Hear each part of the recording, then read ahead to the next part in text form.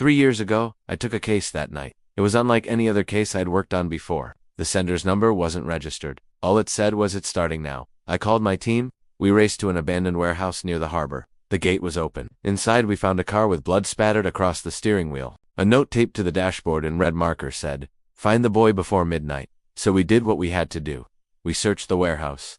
In the darkness, we found half of a broken phone. Inside was a video of a boy tied up and a clock counting down. The clock was 30 minutes from midnight. We raced to the old shipyard. As we broke down the door, we heard a scream. It was the boy. He was tied to a chair in the center of the room. Behind him, the wall was covered in blood. It was a map. It showed various locations across the city. Each location was marked with a date. The first date was tomorrow. Whoever was behind this had just thrown us into a race against time. That night, I studied the warehouse map, memorized every mark and every date. At the very top, it said, the 12th of August, Bridgewater Square. So that's where we went. No explanation, no hint of what was supposed to happen there. But we had a Teams meeting room. Emma projected the map onto the big screen and zoomed in on the numbers under each mark. "Look at this," she said. "These aren't just dates, there's a code hidden beneath each one. For example, under the 12th of August, there's a tiny inscription, H7. Jack leaned back in his chair. H7 could be a block number, maybe for a building or a district. Emma nodded. Possibly, but it could also be the initials of a name and a number tied to it. Before noon, we reached Bridgewater Square. It was a busy place. A large fountain in the center, surrounded by coffee shops and office buildings. People moved in all directions. We began observing quietly from different vantage points. At exactly 1 o'clock, Emma's voice came through my earpiece, laced with unease. "David, look to your left by the fountain!" I turned and saw a middle-aged man in a black coat, slowly placing a bag on the edge of the fountain before walking away without looking back. All eyes were on the hidden message. The 13th of August. The Glass Tower. 3 p.m. We had to move fast. Emma quickly pulled up the map. The Glass Tower, the tallest building in the city, home to numerous high-profile offices. When we arrived, the entire area was under tight security. But we knew this situation wasn't going to be as straightforward as it seemed. As 3 o'clock approached, we got a report that a suspicious individual had been spotted inside the tower. We immediately began searching. Using her handheld device, Emma tapped into the building SCC TV feed and showed us a man in a black coat moving quickly toward the elevators. We headed for the elevators, but as soon as the doors opened, an explosion ripped through the air. Glass shattered into 1,000 pieces, and I shouted for my team to get to safety. When I reached the site, I saw a bag lying amid the wreckage. It hadn't detonated yet, but smoke was pouring out of it. Emma moved in and quickly secured it using a remote sensor. Meanwhile, Jack spotted a man running deeper into the building. He tossed an envelope to the floor before escaping. I picked it up. Inside was a complex code. Emma wasted no time in decoding it. The 14th of August.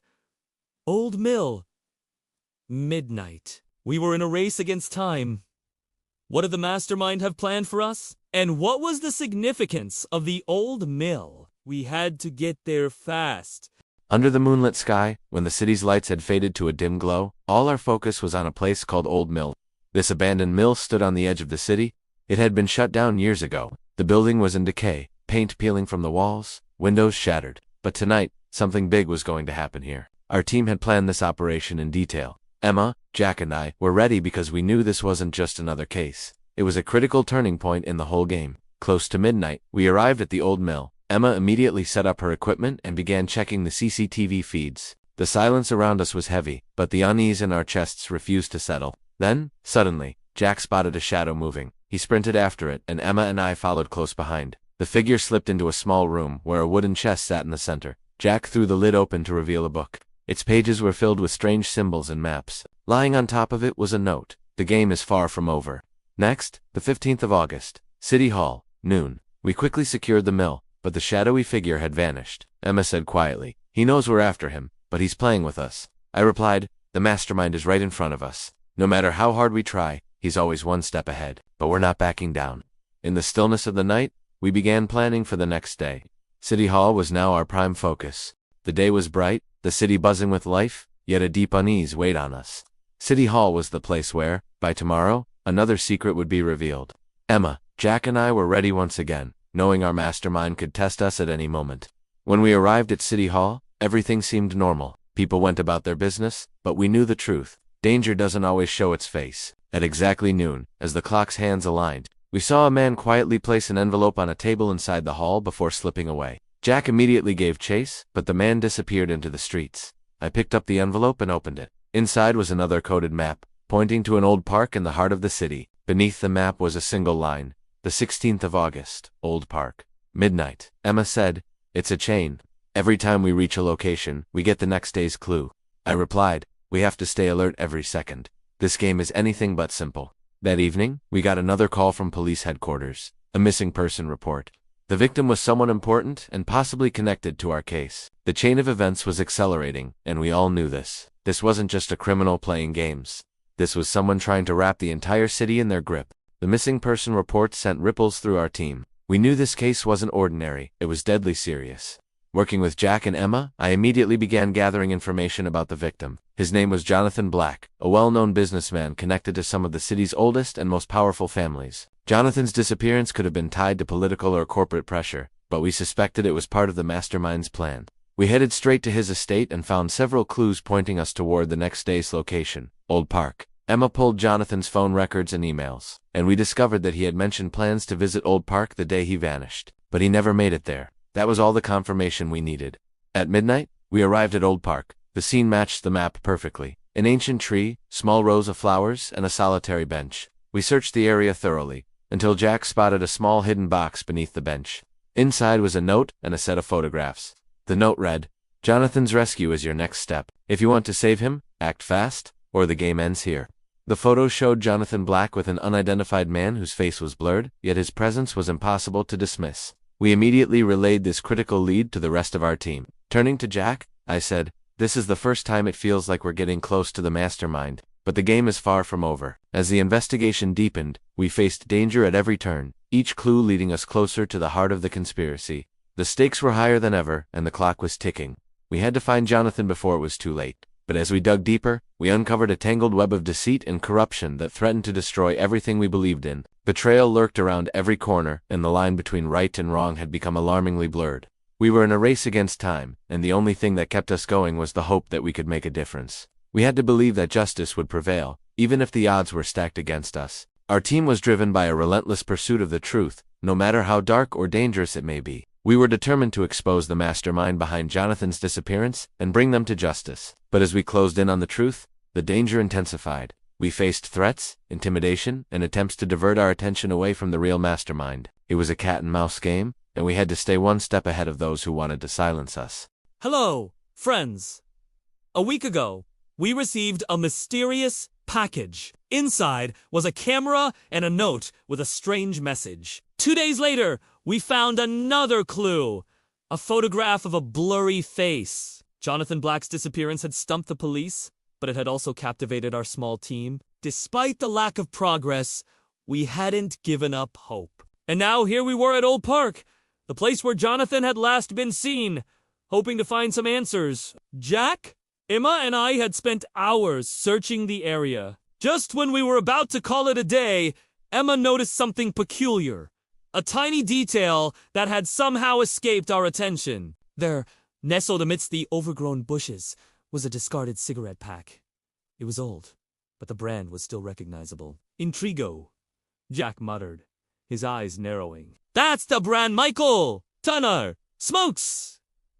And that was our first big lead. We rushed back home, adrenaline pumping. Jack, Emma, and I examined the photographs closely. The blurred face was still a mystery, but with Emma's tech, part of it became clearer. It was a composite image, a mix of two faces cleverly merged into one. The top half was a young man, probably in his mid-20s, with a neatly trimmed beard and sharp, intense eyes. The bottom half was a woman, her face partially obscured by a strand of hair. What was the connection between these two faces and our own team? We spent the entire day at the office poring over every case file, every piece of evidence, desperate to find a link. According to Jack, This could be the face of an undercover police officer, one who's now working with the Mastermind. That idea sent a dangerous thought through my mind. Could there be a spy inside our unit? We kept this suspicion to ourselves and began digging deeper. Emma searched through the police database, cross-referencing names, checking alibis.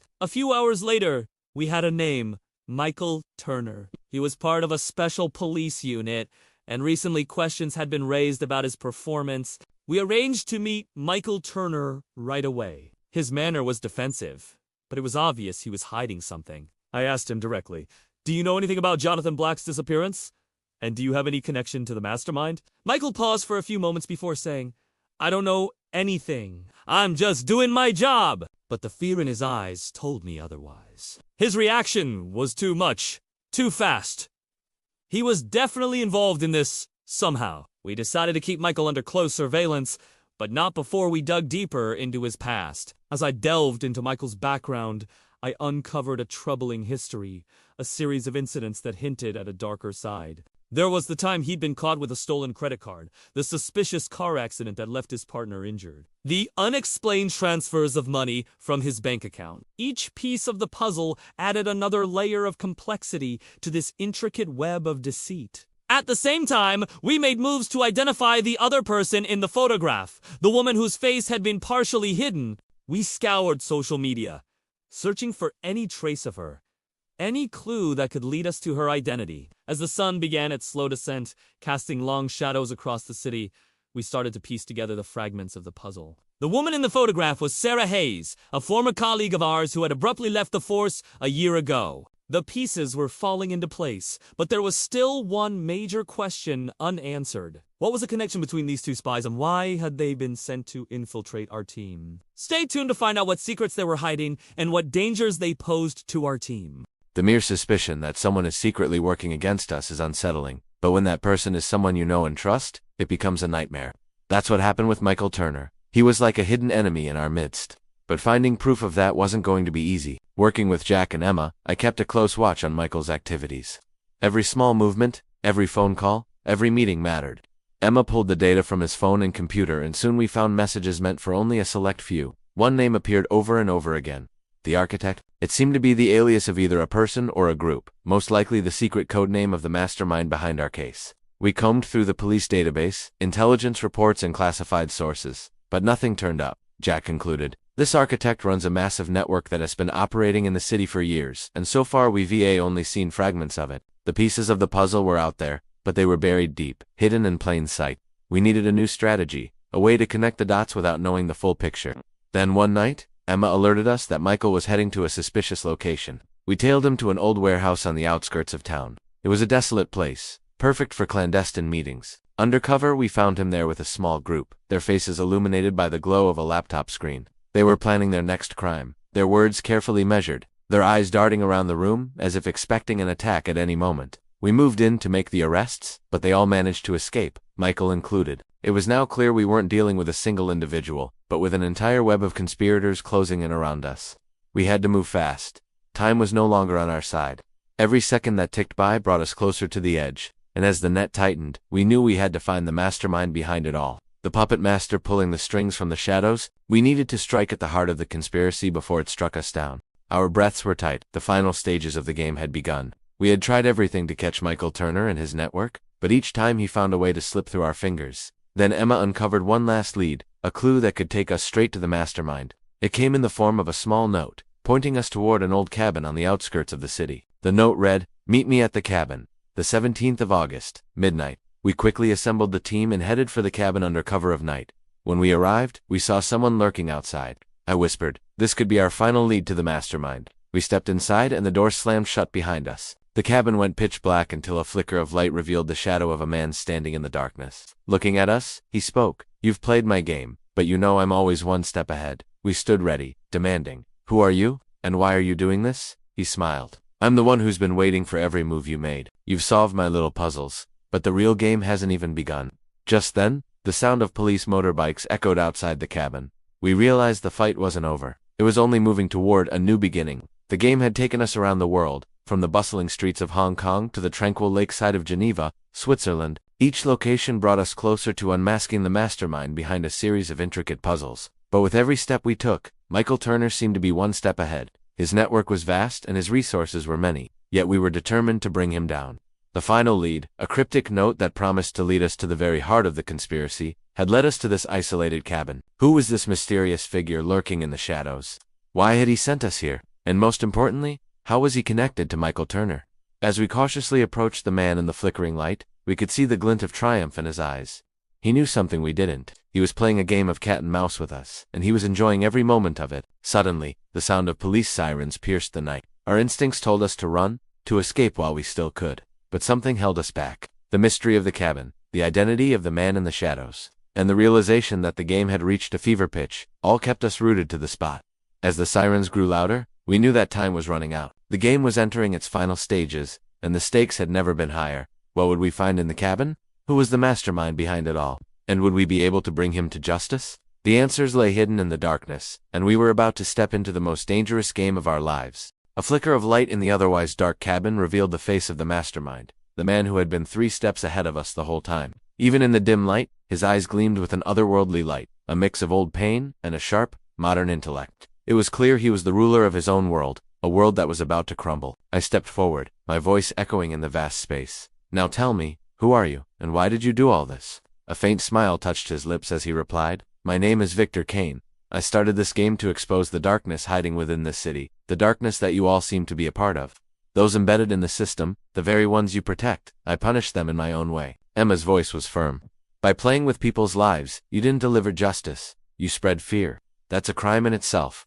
Jack tightened his grip on his weapon, his jaw clenched.